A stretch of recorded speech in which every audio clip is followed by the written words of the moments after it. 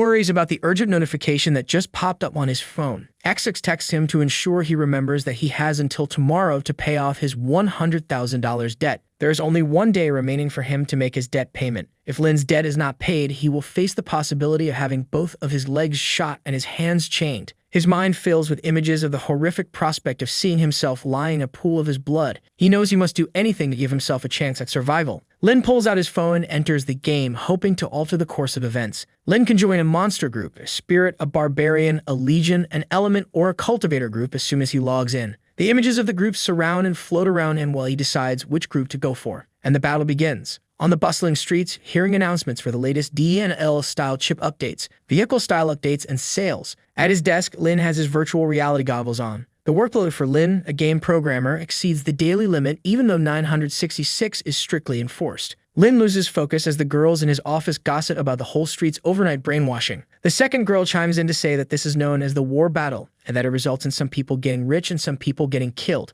Lynn becomes irritated by the girls' constant chatter about rumors, so he scolds them and orders them to focus on the day's KPI. Angry at the thought of losing pay, Lynn declares that he will not sit back while his superiors find excuses to do so. After this, the boss immediately summons Lynn to his office. As he closes the door behind him, the girls laugh at him for working too quickly and becoming overworked, which prevents him from completing his KPI. The girls joke that laziness is preferable to overwork. The manager slams the door in Lynn's face and throws him out, yelling at him to get everything done before tonight, or he won't get his monthly bonus. The girls tease him again, knowing they are in the right. Lynn returns to his desk and stares blankly ahead while wearing his VR goggles, muttering curses about his superior. He wouldn't be here if it weren't for the salary. Lynn stays behind after everyone else has left to get his work done and collect his monthly bonus. He stretches and looks out the window, only to see a passerby and a reminder of his tiredness. Since he is not alone and working late, he feels a sense of relief. The buzz of his phone interrupts his train of thought. He checks his phone and sees that his employer has sent him $5,000 in salary. His mind immediately goes to the month's bills. He has to pay $2,000 in debt, $1,350 in rent, and $800 in basic living expenses. After paying off all his bills, he is down to only $23.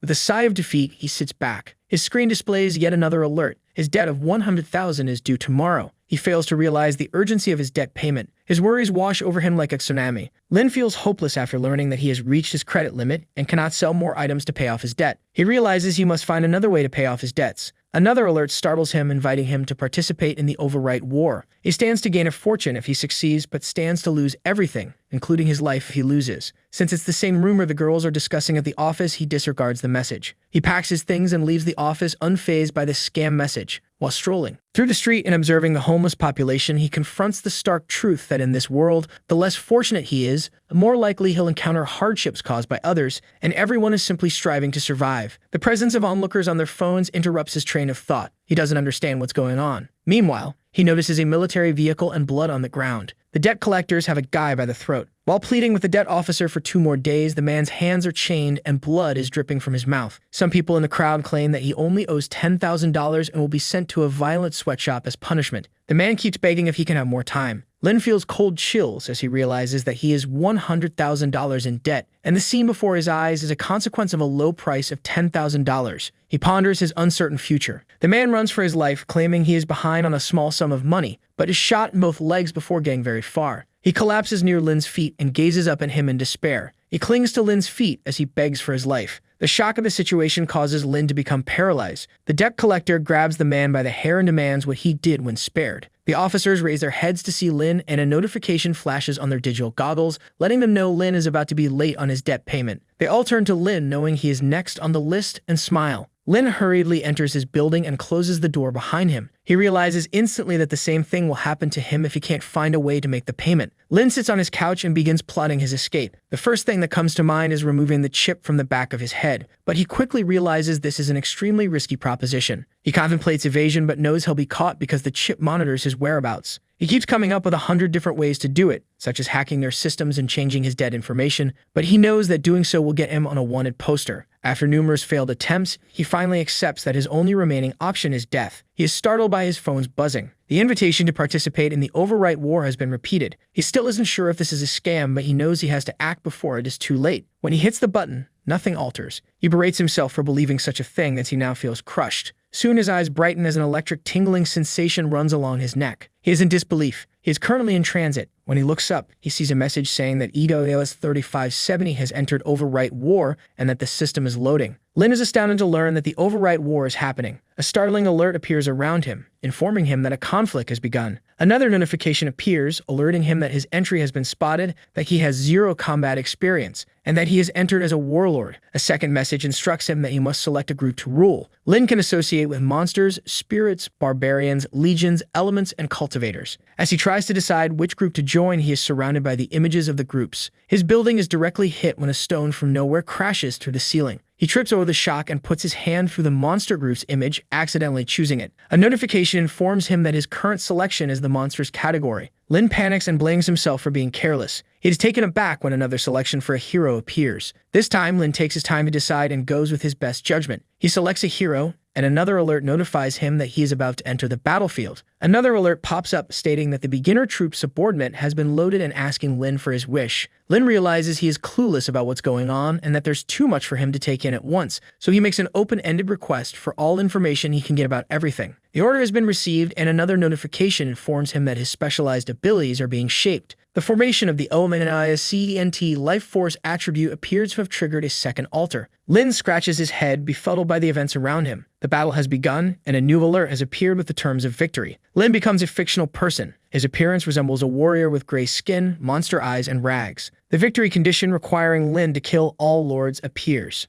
The horned, elf-eared barbarian lord with sharp teeth makes quick work of his enemies. He flashes a grin as he thrusts his sword straight through the center of his rival. While blood is all around him, he boasts about his high HP. As he murders his foe, he yells about his triumph. He can't believe he hasn't been notified of his victory, even though he slashed them all. He receives word of one more lord's presence on the battlefield. This new rival that prevents his easy victory infuriates him. Meanwhile, Lin stands by the tree, perplexed, trying to piece together what's happening. He scrolls through the available options on his tablet, which include professional assassins, close combat agility heroes, and elite bone servants. Lin notices the game's control troop element and its resemblance to Lotte. Unless he figures out how to trigger a blood burst, his superior abilities will be rendered ineffective, and he must figure out how to do so. A message appears on his tablet, informing him that OMNISCENT can scan the entire map or the area around a specific point. When he does so, one of his eyes becomes active, granting him access to the map and revealing his opponent's location. Lin is baffled because the scenery looks so much like where he lives. He uses the map to see that he needs to beat only one foe to emerge victorious. He sends out his elite bone servants with orders to draw in the hordes of barbarians. A small group of servants follows him as he heads toward the enemy lord. In the meantime, the barbarian leader sends his troops out to investigate a potential new rival. Angrily, he orders them to locate the intruding worm, the competition. The mob goes scouting for the enemy while he stands there alone. Lin, however, can see the barbarian lord because he is perched higher. Lin recalls that the barbarians are powerful attackers with lots of health, but relatively slow. All of the barbarians' abilities deal damage, which is unfortunate. Lin releases an analysis bug that can assess the strengths and weaknesses of an adversary. The insect flies and sneaks up on the barbarian lord, giving Lin information about his HP but not his skill. When Lin sees that his opponent is higher than he is, he panics. He plots his next move, thinking that his attack power is 12 and he can only deal 5 damage to him. Lin cunningly leaves behind to watch as his bone servants attack the lord. The sudden attack annoys the barbarian lord, so he fights back. Lin, on the other hand, is preparing a bleed attack by strategically placing his bone servants. He calculates that if he stacks the bleed effect 5 times, it will deal 5 times as much damage to his health points every 3 seconds. Lin will automatically win when the HP of the barbarian lord reaches 0. The barbarian lord has caught on to Lin's trick and is very angry about it. Anger drives him to crush the bone servants, but Lin takes pride in his defensive strategy, knowing that attacking head-on is a losing proposition. Lin leaps from behind while the bone servants continue to bleed the barbarian lord and slashes him with his sword. The barbarian lord's anger grows as he sees Lin resort to childish tactics and challenges him to a one-on-one duel. The time has come for Lin and the barbarian lord to face each other, but Lin is unafraid because he has activated his blood burst skill. The barbarian lord, aware of his low health, launches an all-out assault on Lin, sending him flying. The leader of the barbarians is standing tall, laughing at Lin's assumption that he can defeat him with bleed effects alone. He then mocks Lin some more by saying that his ultimate skill cancels out the bleeding effect and amplifies his attack power by a factor of 50. While the barbarian lord readies his weapon to kill Lin, Lin scrambles to his feet. He slashes Lin with his sword, doing severe damage that cannot be undone. He mocks Lin again as he stands by his body,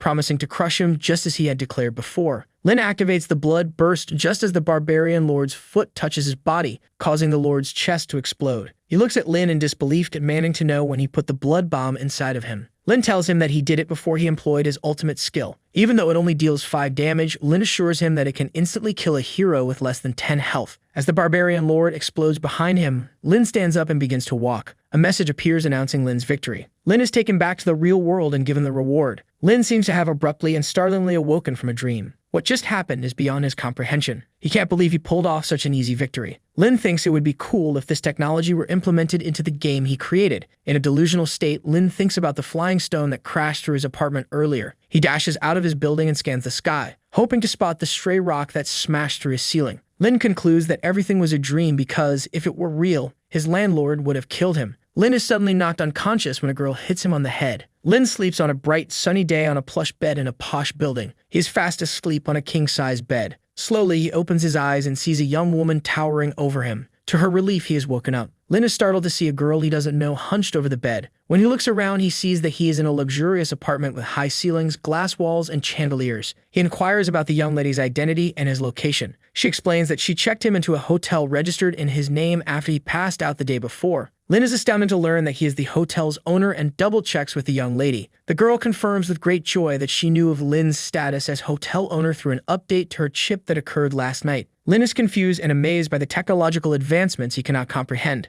The waitress proudly informs him that she has been trained to meet his needs. She keeps probing for ways she can help him. To calm down, Lin politely requests that she leaves the room. The girl gets up and leaves after being told to do so by him. Lin gets out of bed and wanders the room, trying to wrap his head around the fact that he now owns this hotel. The back of his neck feels an electric tingle. He suddenly finds himself inside the system. On the hotel's top, he can read that Lin is the owner and see a picture of the barbarian lord, who had previously owned the building. Lin tries to understand what happened after defeating the barbarian lord and taking his hotel. That being the case, he must learn how this system operates. Making an effort to comprehend the setup, he is confused by the sight of a Nitcoin that suddenly appears in front of him. After clicking on the icon, the relevant data appears before him. The buildings in each sector produce Nitcoins, the system's universal currency. It also shows that Lin has 1 Nitcoin. Lin sees an expanded explanation of the Nitcoin's features. With it, he can access the game's highest tier heroes. Lin considers that he is currently at level 0 and that an infinite number of heroes are waiting to be discovered. Lin is curious about Nitcoins and wants to learn more about them. Swiping up, he realizes he can use the money to increase his building's output and buy defenses from the shop. The last choice completely stuns him. 1 Nitcoin can be exchanged for $100,000 in cash. Without giving it much thought, Lin presses the button and immediately receives $100,000. He is excited and can't believe it will materialize into money. Now that he knows the message and the game are for real and he will never go hungry again, he is overjoyed. He examines the city map surrounding him and wonders if he can conquer the entire metropolis. The prospect of that fills him with joy because it would mean the end of his financial struggles. His cheerful thoughts are interrupted by a worried one. Before fully believing it, he needs one thing to be verified. As soon as he emerges from his room, everyone, including the girl from earlier, greets him. All of his employees welcome him by calling him boss. He shuffles over to the front desk and politely requests that the clerk look up his previous check-ins. When the receptionist pulls up the record, she discovers multiple entries revealing to Lin that he has assumed the identity of the last owners. He leaves the hotel wondering what else has changed since yesterday's fight in a daze. He starts to head back to his old place. He looks up, startled to see a shadow outside his window. He makes a mad dash up the stairs to his flat. He finds everything he owns strewn about when he gets to his floor. He hastily approaches Uncle Wang, a landlord, to inquire as to what he has been up to. The landlord is upset because Lin has only paid 1 month's rent and is nothing. He tells Lin that he arranged for his belongings to be thrown out, making it easier for him to leave. Fuming with rage, Lin gives him cash and tells him to keep the change. He tells Uncle Wang that he is leaving for a life of luxury in a hotel and walks away with his bag. Lin gets that electric tingle in the back of his neck again as he walks down the street. The map materializes before his eyes. He is convinced he is right and no one else can see the system. Lin wonders if he wants more Nitcoins, if he needs more buildings that produce Nitcoins, and if he wants to beat the owners of these buildings, he needs to get much more vital. He knows a vast gulf exists between the fighting powers of high-level heroes and those of lower levels. Yesterday's victory was only possible because his opponent grossly underestimated him. Lin would have a tough time competing with him. Lin is taken aback by a system alert informing him that a lord has entered his territory and declared war on him. The news of an impending attack sends Lin over the edge. In front of his hotel, a young woman with blue hair and yellow suitcase can be seen blowing bubble gum while donning a black and yellow rabbit ear hat. Drone footage captures her saying she plans to stay at the infamous H Street Celebrity Hotel. She promises that today's show will be fantastic and hopes her audience will join her for the ride. The blue-haired girl with a rabbit ear hat has arrived at her hotel room. A drone in the shape of an airplane trails her wherever she goes. The weather today is perfect for filming, the drone informs the girl with a cheery face as the temperature is 25 degrees and the air quality is good. After drawing back the drapes, she exited the balcony and surveyed the city below. The young lady commands her drone to gully search the entire hotel and its surrounding. The girl is startled by a warning alarm played by the drone as it scans the system. It's trying to tell her that an overwrite war has broken out in the area and that she'll feel its effects. In addition, it tells her that she must immediately begin making herself battle-ready. The fact that an overwrite war is happening at such a remote place worries the girl. She orders the drone to investigate the area for signs of conflict.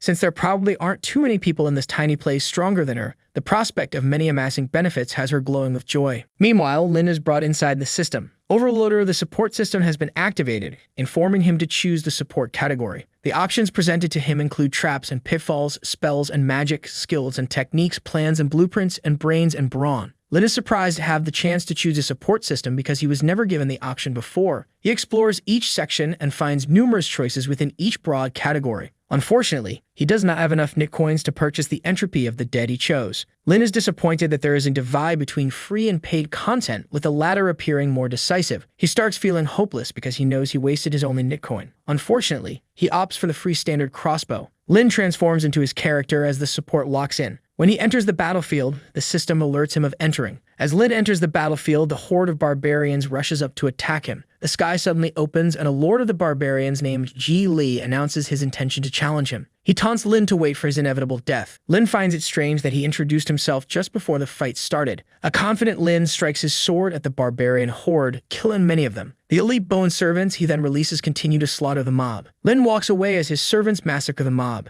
He is taken aback by the leader of the barbarian mob's cackle. Saddened, he wonders if this knave opponent chose him because he is being looked down upon. He then climbs a tree, telling his servants to take cover nearby. Lin observes the barbarian lord from his perch as he runs by, laughing. Lin orders his servants to attack the lord from behind, catching the lord off guard. The lord, however, kills all the servants, restoring his HP. Still concealed in the tree, Lin is convinced that he is correct in his assumption that all barbarian heroes recover health when they kill other units. Lin launches the bleed attack by leaping from a tree behind the barbarian lord. The barbarian lord blocks his blow with his sword. He insults Lin's strength, saying that using dual swords is his complete form. The lord of the barbarians keeps slashing at Lin with his sword. Since Lin is unharmed by the lord's erratic slashes, he feels confident in his abilities. From behind him, Lin unleashes the blood burst. The lord becomes enraged and orders Lin to stop acting like a rat and instead stand before him like a man. The lord yells blood rage, battle spirit, and Lin responds calmly that the lord should rest. The lord's chests go boom and Lin snaps his fingers. As his blood sprays everywhere, the barbarian lord curses at him. Lin mocks him for waging war against others with this level of skill. After defeating the barbarian lord, Lin worries that his victory has not been announced.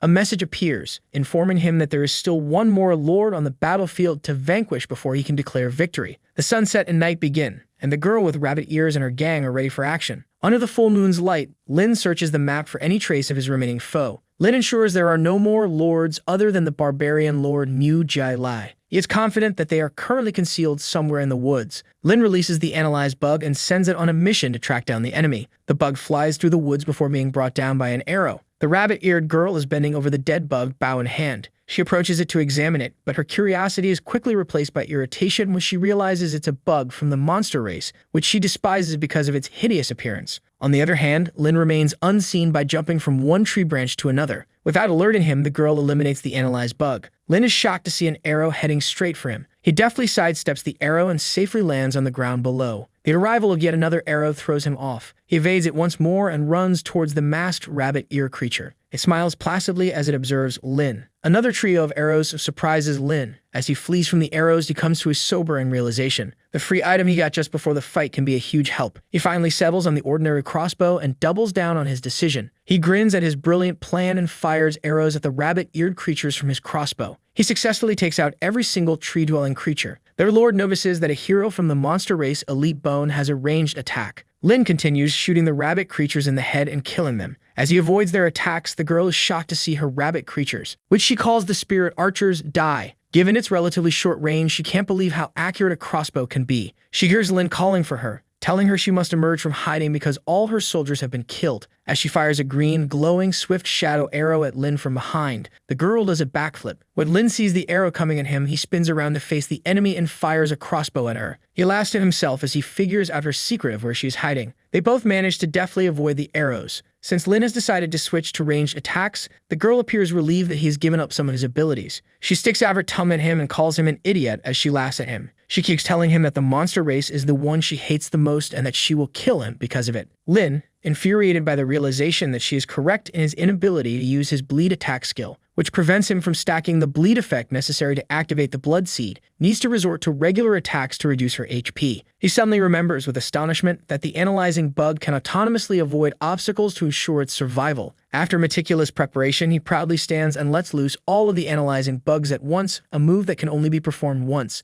Lin aims with his crossbows as the critters fly toward the girl. With remarkable composure, the girl in the background takes the arrow to her arm. The onslaught of arrows catches the girl off guard and several hit her. She yells insults at him, confused as to how he managed to hit her. Furious, she fires arrows at the bugs, killing them all. Lin is standing there without a scratch on him as he faces her. As the girl stands before him, he raises his crossbow and aims at her. Lin lets the blood seed loose and hurls it in her direction. The girl, infected with the blood seed, turns to Lin and asks for his name. She admits he is skilled, but doesn't understand why he would want to associate with such an ugly race of monsters. She keeps talking to him, telling him that if he enjoys shooting, he should pick spirits like her, who are more attractive and stronger. She then presses him on whether or not he was forced to play as black ugly bones in the game. Lin can't make heads or tails of what she's doing or saying. She mocks and shows him her tongue again, telling him she won't play with him anymore because he doesn't get it and uses used seed on her. She reflects on how close they came as she walks away. It was only because she left that she didn't die. She commands her drone to activate the barriers and leaves the system. Lin just stands there bewildered. His efforts have paid off and he is informed that the area is now secure, declaring Lin's victory. What has just occurred has Lin completely puzzled. The girl is back in her hotel room. Since the player he was with should be nearby, she sends her drone Gully on a search. After getting the signal, the drone takes off. On this rainy night, Lin is fast asleep in his plush bed. The girl in the rabbit-eared hat opens his door and enters.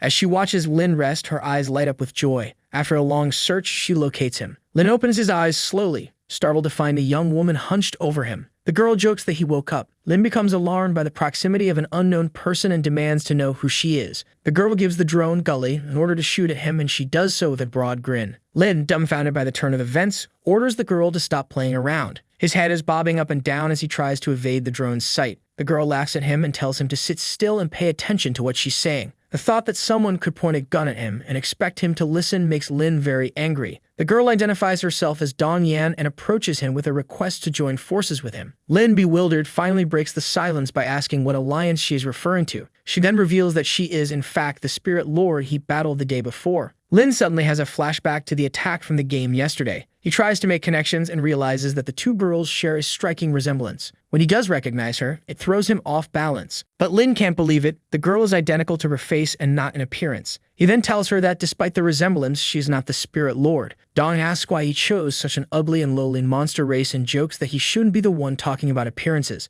Lin becomes incensed by Dong's remark and demands to know what she means by lowly. It wasn't like he voluntarily became part of the monster group. Dong jokingly tells Gully to kill him with a gun. Lin barely avoids getting shot at. Dong tells Lin to be quiet and then asks him if he will finally listen to her while Lin cowers on the bed. Lin puts his hand over his mouth to sign that he is willing to listen. Dong tells him she admires his skill and would happily fight alongside him as his ally. After the fight, she'll fight by his side if he rewards her with a share in Nitcoins. Lin worriedly asks her about the system's policy to eliminate all lords to how there can be a way for people to work together. He continues to inquire about her disappearance from the battle yesterday. When Dong hears Lin asking questions, she becomes frustrated and labels Lin as a newbie because he lacks experience but does have some skills. But she agrees to tell him how for the sake of the partnership. She informs him that the Override War began 3 years ago and has since spread worldwide. However, most players in other places have already formed alliances, and some have joined a finance corporation and become their war lackeys, so things haven't gotten messy in the city Lin isn't yet. As Dong tells all this to Lin, she becomes enraged and clenches her fist.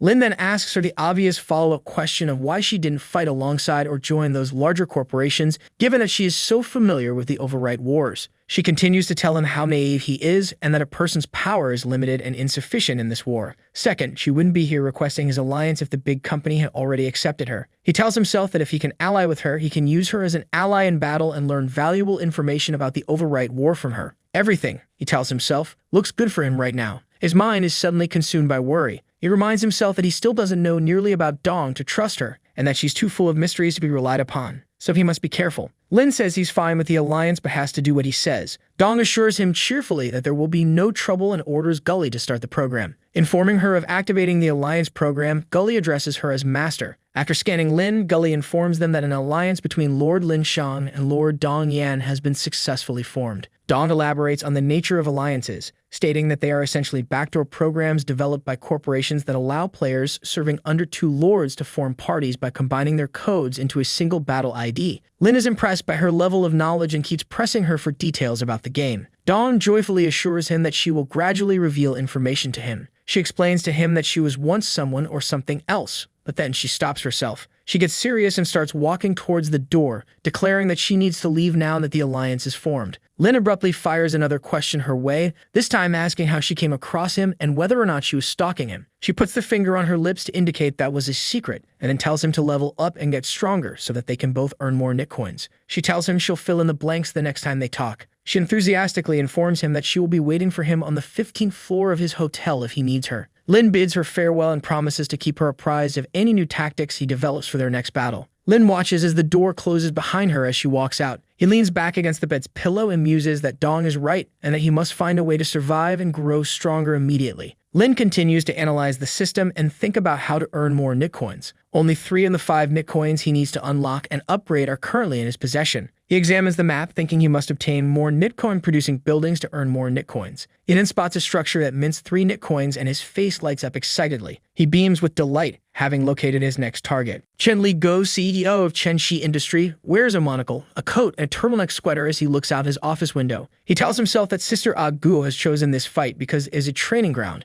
and she must do well. The sound of laughter takes his mind off his thoughts. His helper tells him that a woman has arrived and wants to meet with him. The woman acts as if she has an appointment, but there are no such entries on the appointment calendar. While his assistant updates him, the girl walks right by him. Chen instructs the helper to open the door for her. The door swings open and a woman in a black latex suit and a red overcoat enters. Sitting calmly at his desk, he asks if she is the helper his sister found. The woman removes her glasses, calls him a boy, and asks, mocking him, if his older sibling has taught him manners. Chen calmly introduces himself and warmly greets her. The girl leans over the desk, grins, and warns him not to be arrogant because she's helping him because of his sisters. And then she adds insult to injury by calling him an amateur. She hands him a hard drive and explains that it contains all the information his sisters want him to have. The hard drive in front of him reveals an overwrite war map with all of the Nitcoin production facilities highlighted. He can't believe the level of specificity and tells her this will be a massive help to him. The woman seizes him by the collar and draws him to her. She hands him a contract and urges him to sign it quickly. To express his irritation, Chen jerks her hand away from him. After calming down, he labels her impolite. The girl is taken aback, but she soon smiles and compliments him on his courage. Since she thinks highly of him, this makes her very happy. As she leaves, she introduces herself as Wen Sendai and says he can reach her through PDA if needed. Chen watches her leave the room. Hanging off the side of the building, the cleaners scrub the exterior on a beautiful day. At the same time, Lin and Dong have the overwrite war map on the table before them. He carefully strategizes and explains to her that the area has a different standard of occluding with small pathways, so they'll need to figure out how to get there as quickly as possible. Dong jumps excitedly, telling him they will dash all the way. Lin puts his hand over her mouth to silence her and tells her to calm down so they can converse. Lin tells her deadpan that they'd better prepare for battle if the 2 nearby lords decide to occupy this area. Dong, grinning from ear to ear, says that those 2 lords won't attack that place. Instead, they must beware of some bastards. She calls Gully, and he displays the information about who will join the battle. To his utter dismay, Lin finds out that it's the Chens. Afraid to see the family corporation so soon, he shuts his eyes. He looks at her pitifully and inquires about the likelihood of winning. Dong jokes that their chances of success if Zheng Guijun joins the game are around 10%. Lin begins to question why he should bother fighting. Dong places a hand on his shoulder and reassures him that no Zheng Guijun type of strong leader will be sent to this location. Lin hides his face in his hands as he worries about the Chen family and their apparent interest in the property. He double-checks with Dong to make sure her information is accurate. Lin's constant doubts about his skills irritate her to no end. With a reassuring grin, Lin tells her that he believes her and that she can tell them the truth now if she wants to. She tells Lin that ever since he planned to attack that place, she has sent Gully to detect and collect information from that place while she beams with pride and happiness. He's embarrassed by how productive she is. Lin and Dong, full of confidence, have decided to launch their assault tomorrow. The following day, they both go to the location in question and wait outside it, poised for action. They've made their way into the override system. Lin and Dong are at the system's center, and she's eagerly making her decisions. Lin becomes irritated by this and angrily warns her not to make a selection without seriously considering it because of the impending fight. He warns that she needs to make choices consistent with their strategy. Dong tells him cheerfully that she is familiar with the weapon and has used it before, including in the fight against him. Infuriated by her cavalier attitude, Lin explains that this weapon cannot be used effectively, mainly since the battle will occur during the day. Dong laughs heartily and explains to him that this is one of the reasons she chose to be with him. He can't help but wonder how she succeeded this far with such an irritating attitude. Dong tells Lin he is too slow as he thoroughly reviews the available options. Lin orders her to silence her incessant chatter. The moment they step foot on the battlefield, they receive an alert that the warlords are nearby. Even as she warms up her muscles for battle, Lin tells her that they will be the ones to make the first move. As usual, they look at the winning condition, which requires them to wipe out every warlord, and they set out to do just that. Lin and his elite bone servants run towards an army of what looks like armorer soldiers armed with spears and shields. The bone servants strike the soldiers with full force and Lin fights alongside them. To defend themselves, the soldiers join their shields to form a fortress. Lin strikes with his sword, attacking the defense but ends up on the ground. From Dong, he yells for help, telling her that she is next. The shield prevents Dong and her spirits from shooting arrows at the enemy. The soldiers shoot crossbows at the spirits by making little openings between their shields. To protect herself, Dong quickly makes her way to a nearby rock. That attack, she now understands, was extremely risky. Lin sprints away from the soldier and yells at Dong that they will be hiding away from each other. The soldiers gather in a line as they look around in disbelief. A man in a command uniform appears and stands between the two groups of soldiers. He warns his enemies to stop skulking in the shadows and tells the monster team it wastes time trying to challenge his great army. When Lin, who has taken cover behind some rubble, hears the commander's voice, he is taken aback by his tone and manner of speech. The commander orders the army to blast the horn with all their might. The army lets loose with crossbow fire, exploding rocks near Lin. Lin orders to scatter and surround the enemy, hoping he and his servants can escape unharmed. The servants are being speared as they try to make a break for the fort. This assault causes Lin to feel uneasy. Lin, dodging attacks, was caught off guard when a gun was put to his head while he was crouching on the ground. In a rage, the commander exclaims that he had no idea their next encounter would go down the way it did. Lin, in shock, refuses to accept that Chen Ligo is here. A gun is held to Lin's head as he stands among the shattered remains of his servants. The commander, unamused, pretends to be surprised by Lin's continued memory of him. When Lin learns that the Chen family will be participating in the battle, he becomes enraged and says he should have known he'd be there. Chen, ever calm and collected, stands over him and says he can't believe Lin joined the war too, and that if they hadn't met this way, it might have had a chance to catch up on old times. Lin tells him he wouldn't be here if he knew Chen would be here, expressing his deep disappointment. Chen grits his teeth at this and tells Lin that he hasn't changed after all this time. He turns away from Lin, his eyes narrowing with anger. Still, he continues their conversation by telling Lin that if he thinks Chen will be grateful because Lin always gives in to him, he is wrong, and that whenever there is a conflict between them,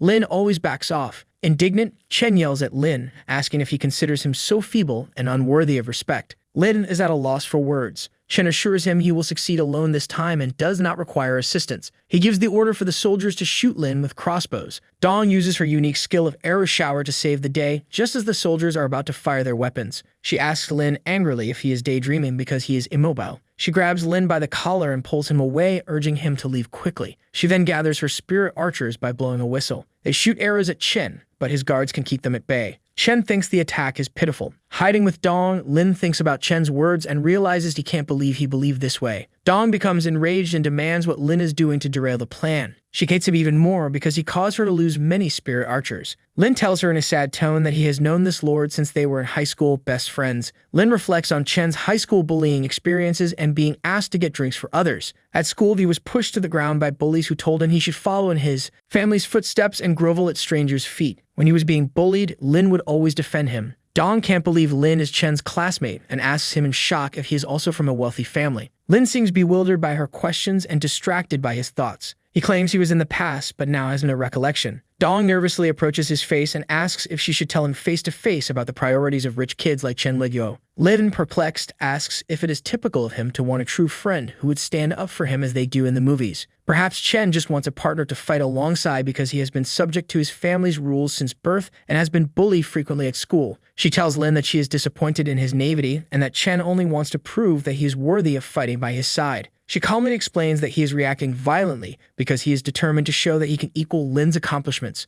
Lin is upset because he knows he would have acted the same way had he been in the same situation. Dong's rage has led him to demand that Lin leave. Surrounded by his army, Chen stands outside and screams at Lin to fight him like a man. Dong tells Lin that Chen is terrible at picking words and is desperate to go to war with him. Lin draws his blade and leaves. As he approaches, he yells Chen's name, and in a rage, he declares that they will fight until Chen is satisfied. Showing it in this fight, Chen stares him down and tells him that he is not the same person he used to be. Dong ducks behind a tree while Lin faces Chen head-on. She orders her spirit archers to be ready for action. When Chen doesn't see his partner, Dong, he immediately asks Lin about it. Lin assures him that he can defeat Chen with just his abilities. While that happens, he secretly lets the analysis bug out to learn more about Chen. He learns that Chen's champion has weak stats and must rely on some other, more unusual ability to succeed. Chen orders his army to split in half, with crossbow units covering the infantry from behind as they charge Lin and his team at medium speed from both sides. He orders a charge and the troops rush toward Lin. The commander lets off the advanced bugle as the soldiers charge at him, spears in hand. Lin expertly avoids the attacks and escapes, realizing he has few options. Lin does a backflip to avoid his spear as he runs. While in midair, Chen pulls out a gun and shoots him in the chest. Lin loses 7 HP, and there is bloodshed. He recovers to his feet and wonders angrily how he took 7 HP of damage, 2 more than he had anticipated. Chen asks Lin if he is wondering how the damage has increased after noticing the angry and bewildered looks on his face. He explains that his advanced bugle skill is active, increasing his and his team's attack power by 2 levels. Lin is told the effect will last 5 minutes as a gun is pointed at his head. Chen insults Lin when Dong suddenly attacks them from behind, killing many of Chen's soldiers. Chen orders his angry army to form a fortress and kill the spirit archers using crossbow units. Lin makes a break for it when Chen is busy leading his army, which only makes Chen angrier. They are cowards, he says. Meanwhile, Dong is furious because the soldiers have killed her spirit archers. While calling for Lin to come and save her, she drops her weapon and surrenders to the soldiers. While Chen and his army await the storm, lightning strikes and kills some of his men. Chen cannot believe what is taking place. Looking back, he sees Lin standing there with a book. When the ONISCANT reader's mood is triggered, a change in appearance occurs. Lin yells for Dong to take cover. Then she is gully activate the system and exits the war. Seeing this, Chen becomes enraged and demands to know from Lin how the elite skeleton of his caliber employs magic. Lin smiles and asks whether he remembers that Lin also has a support system as a counter question. Lin casts the spell, telling Chen that the $20,000 are well worth the effort because the minions' deaths are a piece of cake. Again, thunder strikes, wiping out his troops and dealing 400 HP damage to Chen. Lin, eyes welling up with happiness, reflects on how costly this magical spell is and how often he can cast it, which is 3 times. On his knees, Chen pokes fun at Lin, saying he can't believe an assassin like him would pick magical support. Lin, wide grin, stands firm as he tells Chen that Lin never plays by the rules and that Lin used magic to take Chen by surprise. Chen suddenly begins to experience vivid flashbacks to his time in high school. His final attack, he tells Lin as he commands the death charge. Lin takes a combat stance, telling him he will still be the victor. Chen, despite his pride, graciously concedes defeat. He tells Lin he can take one last hit and will be fine. Lin releases the blood seed, causing an explosion in his chest. With a grin, he tells Lin as he disintegrates that they are still best friends even when the game is over. The program acknowledges Lin's success by designating him as the sector's new leader. Chen goes home to face his father and sisters, who have been waiting for him since his defeat. His older sister is furious with him and demands an explanation. Chen opts not to explain, feeling let down, infuriating his sister even more. She orders him to kneel in a fit of rage. The younger sister advises her older sibling to calm down and realize that Chen must have a good reason for his behavior. On his knees in front of his family, he admits he is a failure, and the story ends there. According to custom, the old master has his older sister Aki punish him. Wen suddenly appears, reassuring the master that he has not brought shame upon the Chen family. She explains that Chen faced not 1 but 2 opponents, neither of whom were particularly weak. Before the combined assault, he was in the driver's seat but lost due to an alliance. Akai is shocked by the news of 2 players collaborating in battle. The younger sibling assures Aki with optimism that she will discover the truth. The old master tells him to get up and promise not to bring shame to his family. Aki advises him to get out of there before they discover the truth and stay out of war. Wen thanks the Chen family for their support and announces that she will leave now that the war is over. As Chen and Wen leave the house, he inquires about the motivations behind her defense of him. Wen explains that he is wrong in thinking she backed him up. She was just being honest. Whatever the case, Chen assures her that he is grateful to her. He offers to lift her and tells her to hop in his car. This comment catches her off guard as she goes to her bike, prompting her to ask if he is flirting with her. Chen finds this remark repulsive and politely declines this accusation of flirtation. She jumps on her golden bicycle and jokes that he will have plenty of opportunities to ask her out. While Chen waits, she gets on her bike and rides away. A limousine pulls up and a bodyguard steps out to greet him. He motions for his boss to come out and holds the door open. A short, overweight man steps out and is greeted politely by Chen's loved ones. The old master greets him joyfully and ushers him inside. The man makes fun of them by saying their house is bland. The younger sister turns around and waves goodbye to Chen as she and her family enter the building. He enters his car and instructs the driver to drive him back to the office. Lin is safely back in his room and phones Dong to complain that she abandoned the game after he asked her to go into hiding. Dong is currently having fun in the fresh air. In addition to knowing he would win the moment she hears his voice, she tells him that her survival is of the utmost importance. While he waits for him to pay her bill at Auntie Yang's stall, she keeps telling him to come out and meet her. Lin thinks it's funny and decides to go out and see her. Dong is drinking at a table across from him. Lin is also puzzled by Chen's assurance that he'd be fine regardless of the outcome. Since Chen's family owns so much land, even a minor loss won't hurt them, and he is only penalized if he loses all his land. Dong, drunk with victory, tells him cheerfully. She tells him upbeat that they should be celebrating because it is their fourth building that produces Nitcoins.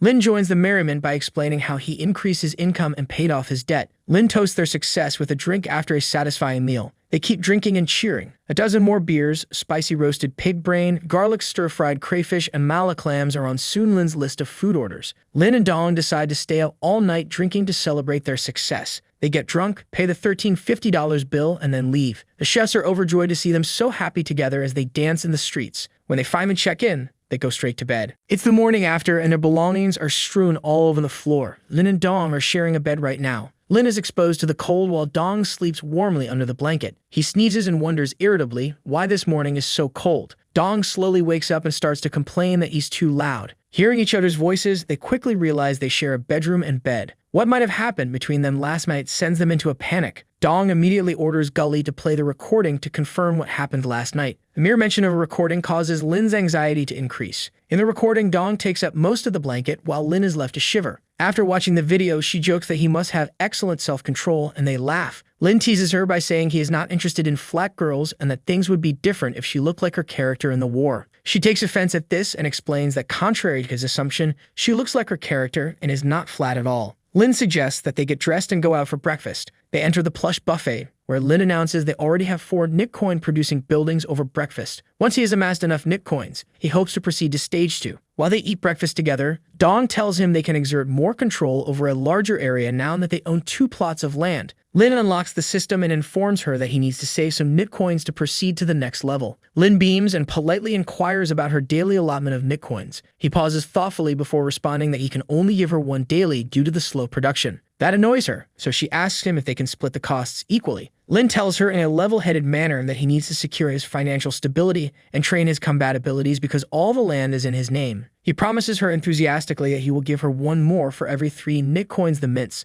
This proposition makes Dong very happy. He owes her thanks for the war he won yesterday with her help. He's looking forward to their continued collaboration. A group of hardworking individuals is huddled over a table in the dim, dirty factory. In a factory, a boss shouts at his workers, threatening to deduct their pay if they don't hurry up with their work on a gadget. One worker's signal from the head chip is weak, and another worker falls to the ground, exhausted, saying he can't continue. The angry boss orders his 2 bodyguards to take the tired worker to the back of the warehouse, calling him a troublemaker. The guard hits the worker to wake him up. The boss informs the worker that his assets are negative and that debt collectors will come soon. The worker is afraid of ending up in a blood factory, so the boss offers him an option to become his dog to avoid the collectors. The worker agrees and signs a contract, getting his chip upgraded. Meanwhile, outside the factory, Lin and the Rabbit Hat Girl discuss their next target, the same factory area connected to 5 lands with Nitcoins producing buildings. The worker who upgraded his contract sees Lin and the girl and enthusiastically approaches the girl, calling her Chen. Lin and the girl react with surprise and annoyance, but the girl firmly tells him it's none of his business. Chen thanks the man for liking her videos and says she'll provide more fascinating content in the future. The man asks for a photo of her, and she agrees. She asks if he works in the factory, and he confirms. Chen asks if he can give her a tour of the place as she wants to film a factory-themed vlog. The man agrees and tells her that he has worked there for 3 years, and that his boss, Jia, owns all 5 factories in the area. He mentions that the pay is high, but the workload is heavy.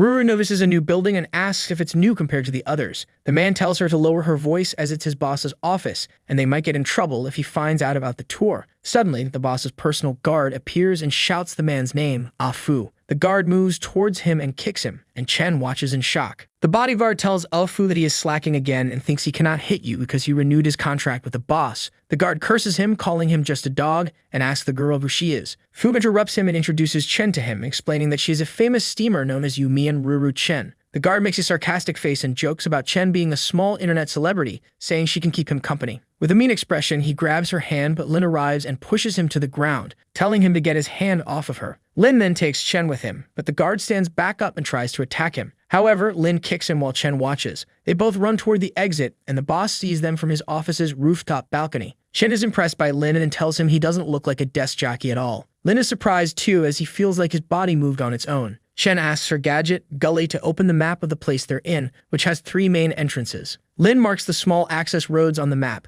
Chen informs him that she learned from the workers that all the factories belong to one boss, and now they have to defeat one lord to obtain all 5 buildings. Meanwhile, Lin feels that something is off about this situation and admits he can't figure it out. Chen asks him with a gazed face when he plans to attack, and Lin replies that it will be the day after tomorrow, as he wants to save more Nick coins for the battle since it can prove really beneficial. The day has come, and at night, they start to infiltrate the place. Lin tells Chen that he is all set in position, and she replies that she is also ready. They both activate their game systems. The boss is sleeping when his system alerts him that the rewrite war has started as someone attacked the territory. He wakes up, shouting in anger, and orders his guard to get them. The guard rushes out. Meanwhile, Chen is busy picking her support, selecting one that boosts ultra-long-ranged attacks. Lin warns her that this will be a night combat, so she should use her abilities wisely and stay concealed. Lin transforms into a bone character with level 1 agility and 1,350 of power. He collects bone ammo, which will be his companion and main damage-dealing weapon. Someone attacks him, but he neutralizes the attacker with flying bone darts, leaving him with only 2 charges, which he keeps safe. He then picks a support that improves his skills by spending a Nick coins, allowing him to collect 2 bone shards at a time. He complains that his champion is not as fast as Skelemurai. While running, he sees 2 warriors talking and is surprised because there should only be 1. They are discussing killing the attackers as ordered by the boss. Right after Chen transforms into the shadow-flying arrow, a warrior sees her and calls her Ruru-chan, the saddened face. Chen asks if he is the lord of this territory. The warrior takes on the support of Heretic's constraints and, with a cunning face, comments that she looks prettier in the game while staring at her. Chen realizes that the Heretics are actually Ah Fu. She asks him why he's changed from the person they once knew, the one who tried to shield him. But Ah Fu tells her to shut up, saying he is powerful now and doesn't need anyone to give him orders. He adds that she will not understand what it feels like to be treated unfairly. Ruru shouts shadow-flying arrow and attacks Fu, who has now become Heretics. She tells him that Boss Jai is just using him for his benefit and will kill him later when he no longer needs him. She tries to make him see that he is just a pawn, but Fu doesn't listen. She attacks him multiple times, but all in vain, so she decides to hide and conceal herself to wait for the cooldown for stealth. Ah Fu heals himself by using the Barbarian Healing Totem support, and his health becomes maximum again. Now Chen understands that the lord of this territory uses a clever lowly trick known as Exiled Lord. Minions should belong to a spirit champion, but Ah Fu is using a monster champion. She warns Lin about this and advises him to be careful as she already has encountered one of them. Lin asks what Exiled Lords are. There are also 2 monster champions on his side trying to kill him. Chen tells him that Exiled Lords are players who don't own any territories. They are tools disposed of as soon as they have accomplished their mission. Lin asks her how she knows all this. She attacks Ah Fu's monster with Shadow Flash Arrow, meanwhile replying to Lin that she was once an Exiled Lord. Basically, Exiled Lords do not own any territory of their own. They are first-time players who have only 1 chance to win due to the system's winning conditions. There is only 1 victor in each war, so they are disposed of immediately, without any mercy after, helping their lord win. She shouts that Boss Jai 2 is just using Lin for his benefit and that he will kill him later when he needs him no more. Lin is just his pawn, but Ah Fu doesn't listen to her. Ah Fu replies that this is not her business. Besides, the boss already promised him to overlook his debt as long as he helps him win. With a cunning laugh, Ah Fu boasts that he never felt so excited before, except watching her videos. She warns him that he's just going to kill himself. He replies, so what, he has to die either way, so he'd rather go wild for once here in the game. Now, a brutal duel starts between them. Chen says that in their society, everyone has to struggle just like him. Ah Fu replies that she is very noisy and he doesn't want to waste his energy talking anymore. He uses a killing technique that he bought using money he borrowed from the boss. He sarcastically asks Chen to die for him. Now Ruru uses her support Arrow Shower Assault and attacks him multiple times while dodging his attacks. Meanwhile, A strong punch lands her in a corner on the ground. She tells Lin on the communication device that she cannot save the surprise for him anymore. Now she leaves the rest to him. Siege Ballista. She uses her super support as Ah Fu doesn't listen to her and leaves her with no other choice. Now her helix-piercing arrow penetrates Ah Fu's chest and he nears to die. While taking his last breaths, Ah Fu tells her that he's glad she survived this duel. Chen becomes angrily mad at the boss for Ah Fu's death. She talks to Lin Xiang that she will tear this bastard lord into a million pieces. As his opponent disintegrates around him, Lin watches in silence. A mysterious red rose begins to materialize before his eyes as he turns to leave. The rose is as tall as Lin and has thorns twice his size. Lin suddenly sees a massive red rose before him and he is taken aback, wondering what it is and where the lord is gone. A face appears within the rose, asking Lin whether he is looking for him while laughing ominously. Lin can't believe what he's seeing. He boldly asks the rose if he is the territory lord and what he is doing there. The rose asks Lin to be patient because he does not appreciate being disturbed while eating. The rose pounces on Lin with his thorns and vines from every direction. Lin avoids the blow and lashes out at the thorns in retaliation, but his attacks have no effect. This infuriates Lin, but he knows he can't recklessly attack him because he has no idea who he's up against, and if he does, it could set off some kind of special effect. Lin fires bone darts at his opponent at full speed. The interruption already annoys the rose demon, so this attack only worsens matters. The enemy lets another rose out of its vine and it begins to bloom, giving the antagonist a physical form. He proudly tells Lin to come to see him after he has fully blossomed, completely preoccupied with his attractiveness. Lin doesn't understand what's going on at all. His adversary rears up behind him, vines slashing at his chest. He immediately calls Dong to see if she has any information about the attack because it has him so shaken up. Dong tells him he's a vampiric flower demon, a level 2 lord. Lin faces the flower demon, trembling. Once again, the flower demon smacks Lin and sends him flying. Lin tries to counter, but his opponent is quick and dangerous, making it difficult for Lin to win. He lets loose the flowering vine wall as he makes fun of Lin's weak defenses. With a grin on his face, he asks Lin why he would invade his territory with such feeble abilities. He then releases the rose bullets, many of which hit Lin square in the front. Lin is shocked to find that the attacks do not affect his health. Even as the Lord keeps attacking him, Lin can deftly avoid harm. Lin is now fully cognizant of his opponent's monstrous strength. The flower demon makes fun of him, calling him a fool for failing to recognize the signs of his impending death. Lin can't believe his health bar is going down. The flower demon's manipulations have left Lin feeling angry and disappointed in himself. He then mocks Lin again by saying that he enjoys seeing Lin's face when he realizes what he has done. He thinks it's fantastic. Lin launches a full-force assault, hurling bone darts at him in an irate rage. His health, he realizes, won't last forever, so he needs to come up with a solution soon. He checks his stats and sees he only has 18 more bones. After a quick scan, he realizes that another 20 to 30 bone fragments are lying around him, and all he needs now is the means to collect them. He requests help from Dong so that they may delay their opponent for 5 minutes. Dong, down to very few health points, tells Lin dishearteningly that she can be killed with a single blow. Lin becomes enraged by her response and reminds her that she threatened to defeat him earlier. Dong rises to fight, telling Lin that she trusts him with her life and that he must do everything he can to save her. Lin gives him his word that he won't let her perish. Lin and the flower demon are still at it. Lin throws the boomerang, injuring the monster. He asks him if he will keep throwing the boomerang and if he finds this all funny in a facetious tone. When Dong launches her assault, the flower demon is caught off guard, and she warns Lin to act quickly. A sneak attack enrages the demon and can't believe he has another rival. He makes fun of Lin by saying that the weakness of Lin's attacks can be attributed to Dong being his trump card. Furious, Dong tells him that she will be the one to deal with him and demands to know how dare he use the Exile Lord. While they are arguing, Lin sneaks off to collect the bones. The flower demon lashes out, demanding to know how she learned of the Exile Lord and mockingly adding that he no longer needs to play with them. In the meantime, he lets loose a blood demon shower. Rose petals and vines come at Dong from all sides. She yells for Lin, telling him she can't take any more attacks. The flower demon hears Dong's cry for help and becomes aware of Lin as he scavenges for bones behind him. While Lin asks him to hold off for a moment, he lashes out at him with his vines.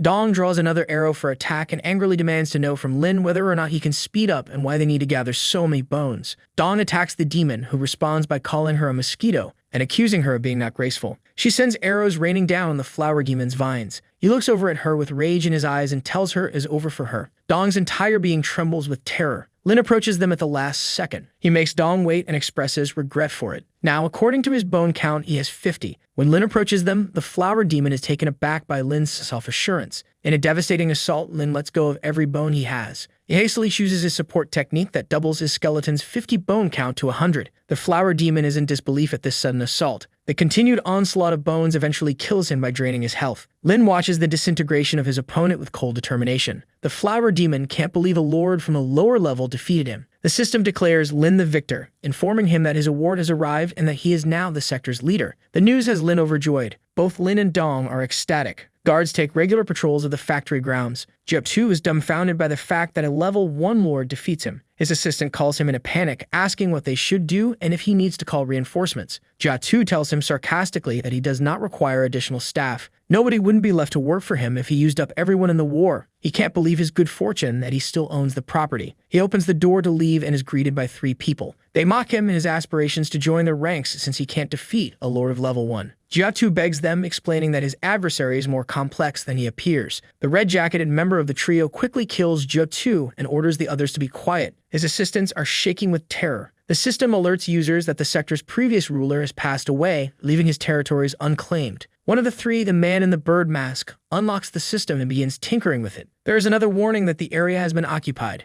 Meanwhile, Lin and Dong are having dinner in a restaurant despite the rain. Lin presses Dong for details on her familiarity with the exiled lords. Dong asks him mournfully if he wants to know the truth. Lin says he is indeed positive. Dong, who is drinking from a glass, tells him that during her time at college, she wants to become a travel vlogger and applies to numerous MCNs. As she relates her story to Lin, images from her past fill her mind. Multi-channel networks, MCNs, are third-party services that partner with multiple YouTube channels to provide features like audience-driven content programming, creator collaborations, digital rights management, monetization, and sales. She continues to describe how one of them recruited her. After much effort, her vlogs begin to attract a sizable following. To edit her videos, she toils around the clock. However, her boss's intentions are nefarious. He makes an offer to a customer to sell her body. She can't commit to such a shady deal because she feels disgusted. After slapping the customer, she quickly leaves the establishment. After that, the company decides to put her on the back burner. The company is seeking substantial damages due to a breach of contract. Her boss then informs her of the rewrite wars to make money and avoid debt collectors, but in reality, she's being used as a pawn in the war. She shakes off her regrets and expresses gratitude to him for still being in her life with Gully. Lin is astounded by the tale. He is shocked by how much she has endured, but now understands why she is against those who take advantage of exiled lords. In despair, she asks him if she is stupid to have denied selling her body. That's a simple way for her to make some extra cash. Lin becomes enraged by this remark and comforts her by holding her hand, telling her that she did nothing wrong and made the right decision. Lin's action throws Dong for a loop. She instantly drops his hand and suggests they get down to business. Lin asks her where she got Gully, saying cheerfully that he thinks it is great and needs one for himself. Dong gives him a wry grin before telling him to keep quiet. Lin tells her, to her dismay, that it's fine if she doesn't want to say to him. Dong tells him gravely that the enemies he faces now are different from the ones he faced when he first joined the war. She wants to know what he plans to do to fix the problem. Lin argues that they should seek out more allies because fighting alone is dangerous at this point. He continues by saying they were at a disadvantage in the previous battle because they had to deal with multiple enemies. The situation is even more dire if the enemy lord is more powerful than him. Dong asks, taking a drink from her glass, if he has anyone in mind. Lin hints, a grin on his face, that he already has one in mind. Lin, while standing and supporting his back against the wall, is going to make a phone call to Chen Ligyo. Chen picks up the phone, answers the call, and says to Lin in his calm and princely tone that he has never thought Lin would call him on his own. Lin tells him while scratching his head that he was just trying his luck with the old number of Lin and was surprised to find out that he does not change it. On this, Chen says that of course not everyone is like him, while also commenting on how he disappeared for such a long time. On this, Lin asks him where he is then, while also telling him that he wants to talk to him about something. Upon this, Chen says that he will send him his location. Dong and Lin both reach the building of Chen, the location which is given by him. While in the lift, Dong asks Lin whom they are looking for. He then tells her that she will see him once they get there. Both enter the lavish room. Chen, who is sitting on a chair in front of a desk, waiting for them. Lin, in a friendly and frank manner while waving his hand, greets him with him and says that they are meeting again so soon. On this, Chen straightforwardly inquires to tell him why they are looking for him. Dong is very surprised that, wow, it's him. She recognizes that he is the same commander with his armored soldiers guarding the fortress owned by Chen's family and defeated by them. She continues that these guys are. Now Lin starts to explain that since Chen is aware that he has been involved with the wars and will not beat around the bush, so he asks Chen if he will join forces with him. He continues while pointing his thumb toward Dong that he realizes soon after he met her that they can form alliances with other. Upon this, Chen asks him how they plan to do that, and Lin tells him that he wants him to join his alliances just like in the past, expressing his belief that with Chen's wisdom and with his abilities, they could achieve a lot. Upon this, Chen shows a dismissive attitude, says while making fun of Lin that just like in the past, and asks why he is still stuck in the past. He leaves the chair and standing against Lin continues that he already knows from their past battle that he is capable of winning the wars by himself. Besides this, he already has his family support, and then he asks why he has to join the forces with him. On this, Agong busts in with some anger. What's that attitude? Lin is being sincere about it, so do not be full of herself. Chen stops her and, pretending not to hear, asks what she has said. Upon this, Chen angrily yells while pointing his finger toward both of them that he will help him if he gets rid of her, and he only lost to him last time because she interfered with their duel. Lin then goes across the table, gets near Chen, and whispered that he has a friend. Chen goes into amazement. Dong, standing in front, is wondering what is with this blinding light. On this, Chen becomes sorry while clearing his throat toward Dong and says that he is just trying to regain his dignity from his previous battle, then friendly gripping Lin with his arm around his neck and saying that who knows, he's going all out instead of going easy on me. Lin becomes shocked at his tense grip. Now three of them sitting, Dong and Lin facing towards each other while Chen sitting side of them on the couch facing both, explains that he cannot join their alliances as it interferes with his family's interests. And they will also not allow him to do that alliance, but he can help as long as it does not affect the future of the Chen family. Lin asks Chen if their family has so many companies under its name and why he is in a hurry to expand. Chen answers while explaining about his family assets and about the rewrite war that soon after the rewrite war has started, all their assets have become worthless. They only have an advantage in the beginning because they have more Nit coins in the beginning than other players, and if they do not expand, then the properties that belong to them will be taken away by the lords who attack them, and also those companies that are founded by the will of his forefathers. On this, Dong says that in the rewrite war, there is no one truly rich and no one is truly poor. Everything in the rewrite war is decided by the strength they have. Cheng proceeds to say that those who are joining the war now, regardless of their size, all want to join hands with the big cooperations. However, some are just looking for protection, while the rest want to increase their strength, and even they also have similar planes. A floating screen appears in front of Chen, showing that he receives a call. He stands, leaving the conversation, and attends it, which informs him that his guests have arrived. He ordered to let them in. Knowing that some guests are arriving, Lin decides to leave while saying that as Chen is expecting some guests, so he is taking his leave then and promises that he will call soon. Both Dong and Lin are waiting for the lift to open. As the lift opens, there is the same trio in the lift that kills Jia Tu, the factory boss. The trio is in the elevator. Lin and Dong walk past them as they exit the elevator. She thinks she has seen them somewhere, so she turns around to observe the trio as they walk away. In the elevator, Dong is inconsolable. Lin notices and wonders what's wrong with her. Frightened, she explains that the Chen family is affiliated with the Fangs Club. She tells Lin, trembling with fear and rage, that the three are Xu Can's accomplices and that she nearly died at their hands. Lin is troubled by this assertion and wants to know more about Xu Can and the trio. Dong breaks his heart by revealing that the trio are fellow members of the Fangs Club and that Xu Can is the manager responsible for selling her out. Lin is fuming after hearing Dong's revelations. To get back, he hastily presses the lift buttons and forcibly removes her from the lift. This concerns Dong, so she cautions him against acting rashly. As Dong leaves the building, she calls Lin to find out what he has in mind. He tells her to return to the hotel and will let her know later. Waiting outside the building, Dong gives Gully instructions to keep Lin out of sight of the surveillance equipment inside. Gully makes a beeline for the safe room and returns triumphantly. Meanwhile, the Fangs Club is in Chen's office. They make fun of Chen and his family, claiming they are not sincere because they sent the family's loser to meet them. Keeping his composure, Chen replies that he feels the same way as Conglomerate didn't send him any useful guys either. They challenge him to a fight by asking if he's looking for one. The Beak asks a club member to stop, reminding them they are here to do business. Mr. Du, Chen jokes, is the Beak, and he is a gentleman. Knowing the Beak's true identity behind the mask gives him an advantage, but Mr. Du warns him not to become arrogant. He explains that they'd be willing to introduce Chen to Xu Can if he gives them 3 pieces of land in exchange. Du asks Chen if he has the authority to make such a significant choice. To Du's surprise, Chen explains that while his father has given him full control over the matter, he can only offer them 2 pieces of land in this deal. Du points down and tells him flatly that they don't bargain. Chen is confused as the 3 people turn around and leave right away. He gets up from his desk to accept their offer and insists on a meeting with Xu Can. Du reaffirms to him that they do not engage in negotiations. Waving goodbye, he cautions him not to exceed his father's expectations for his future success. They leave after promising to get in touch with him again soon. The girl hears a noise as the trio walks down the hall, but she ignores it and continues. Lin, crouched behind a couch in the corridor, covers his mouth to remain undetected. As the 3 walk away, he gets to his feet, relieved they didn't catch him. He hastily opens Chen's door and enters the room. And that's how the first part of this manhwa ends. Well guys, if you like this video and you want a second part, comment below with the word part 2. Also subscribe to the channel. Hit the bell and like the video. But most important, leave a comment. Until the next video,